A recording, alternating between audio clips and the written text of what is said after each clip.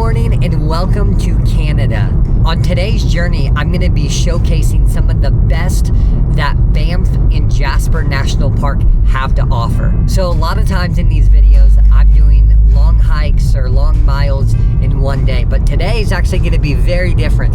It's going to be a lot of really short walks to viewpoints, but a lot of miles in the car. So I'm going to be trying to go basically see all of the iconic places in Banff and Jasper in one day. Now there's a lot more to do beyond these places, but these are kind of the upper echelon, the top places that people think of when they think of Banff and Jasper National Park. So it should be packed full of some incredible scenery and incredible views today. Let's get after it today.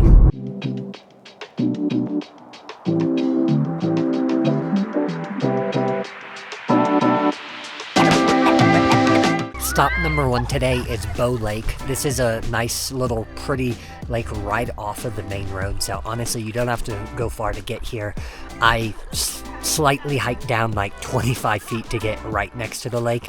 Most people are standing just up there, but if you want to get down to the water, there's a little 25-foot slope down here, which I did fall on, admittedly.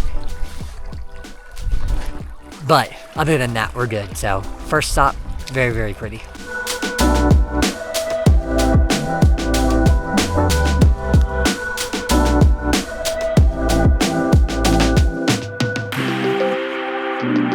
The next lake I've come to is Peyto Lake. It's only about 5 miles down the road from Peyto Lake, so not far at all. And then to actually get to the main viewpoint, the sign says 0.6 kilometers and about 25 meters of elevation gain, which I think is about 0.4 miles and 75 feet. So again, it's going to be an easy little walk up there. You could even take a stroller up there because it's a concrete paved path. So this is, I have been here before. This is one of my favorite lakes. So I'm excited to see it. Last time I was here, it was actually really like hazy because of fires in the area, so you couldn't actually see the lake. So I'm excited to see it today. Okay, we made it here to the next lake, which is Peyto Lake, and the view is just crazy. A crazy view of clouds.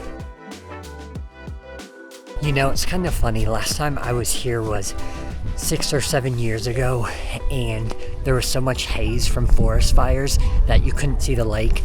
And now I'm here again, and there's like clouds or fog, whatever it is, and you still can't see the lake. So I do have to drive past here on the way back, so hopefully we can get a view then.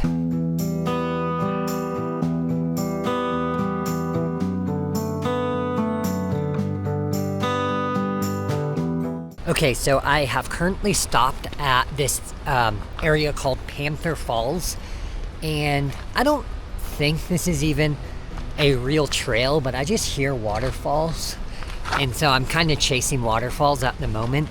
Although I will also point out that the one time I have ever seen a bear in real life, not like at a zoo, but actually out in nature, was around this area.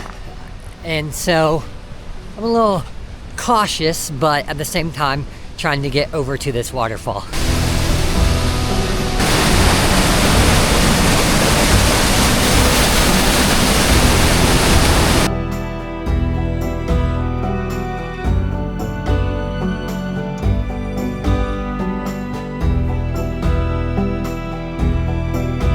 So the next stop we just got to is Athabasca Falls, and this is a place I have not been to before, which I'm super excited to see. I've been in this region before, I just have not been to Athabasca Falls, and so hopefully it's pretty cool. Again, it's not hard to get here, it's just a sidewalk basically you walk on to get to the falls.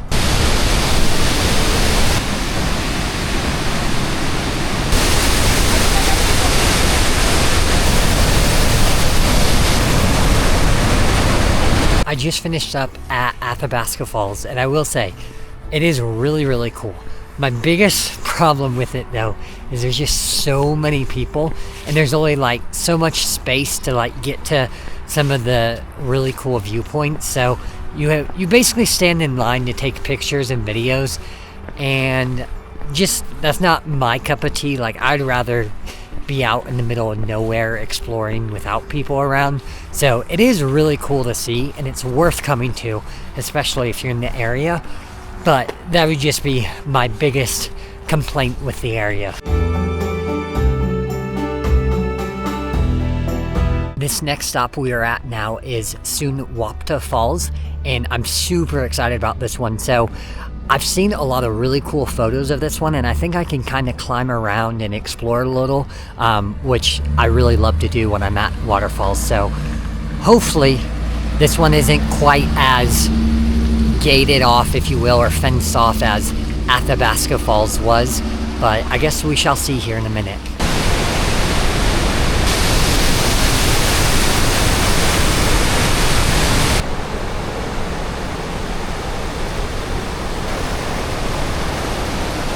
Wow, okay, that was really, really cool.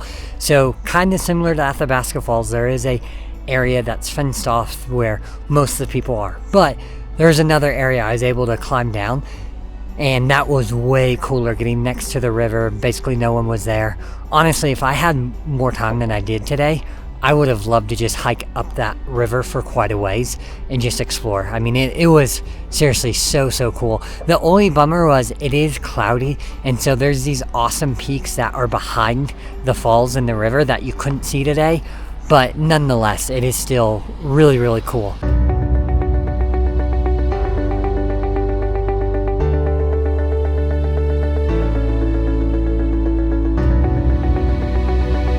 And here is try 2 at trying to see Peyto Lake today. I am feeling a lot more optimistic right now because a lot of the fog and cloudiness has begun to dissipate. There still is definitely some out, but it's also way busier here. I had to park way farther away. So those are all leading to good signs that we should be able to see it now.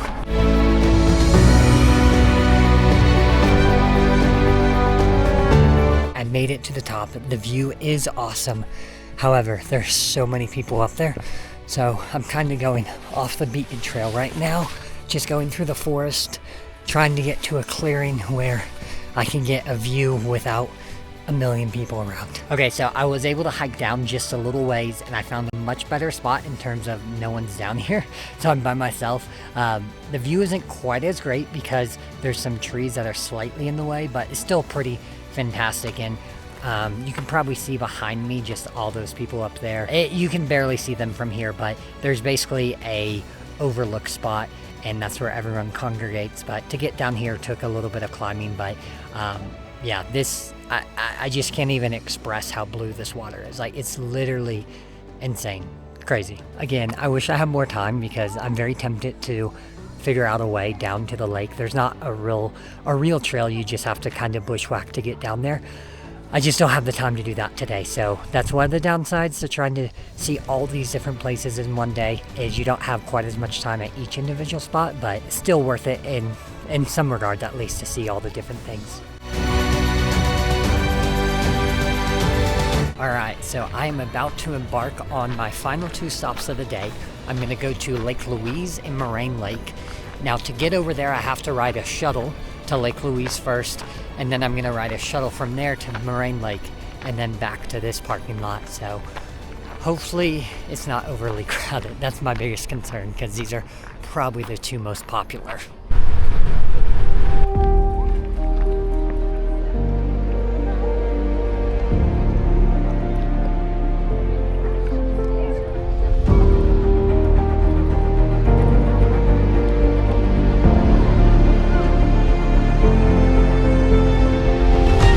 So as I was anticipating, it is just a lot of people, kind of tourist trap.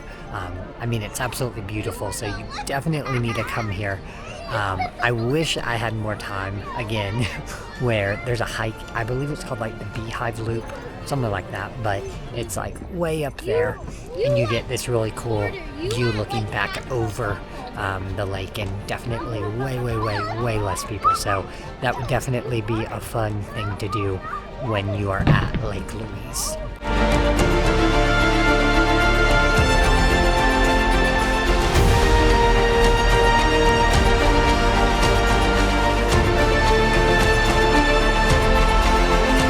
Okay, so I made it back to the parking lot, and I was just at Lake Louise, Moraine Lake, and I did it via the shuttle. That's really the only way to go see those lakes now. And the lakes themselves are absolutely incredible. The thing that I personally don't like is they're so commercialized. So many people are going there, and I know I'm one of them, so like I'm part of the issue. But it's not quite the same as getting out into the backcountry and getting to this incredible place where no one else is around. That's kind of my favorite, but with that said, they still are amazing lakes.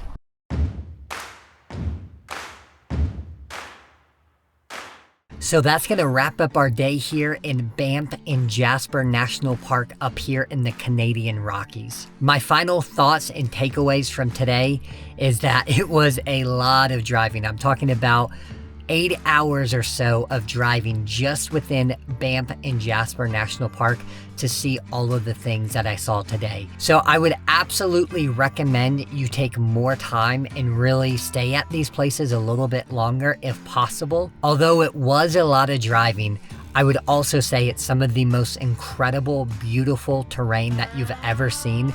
So honestly, the miles and all the hours of driving were, in my opinion, very enjoyable. So that is one of the positives, even though you were in the car for many, many hours. If you absolutely forced me to pick, I think my favorite of all of the places I saw today was Peyto Lake. I cannot describe how unreal that water is, just in terms of how blue it is. And don't get me wrong, a lot of the other lakes and waters were just like that as well. But for whatever reason, Peyto Lake just sticks out a little bit more for me, as well as it's a little easier to get isolated at Peyto Lake than it is at Moraine Lake or Lake Louise, unless you're gonna do a ton of hiking to really get away from people. I really hope you guys enjoyed this video today. If you liked the video, if you would like it, that would really mean a lot to me, as well as commenting and subscribing. That helps a lot as well. Thank you so much for watching this video, and I'll see you in the next one.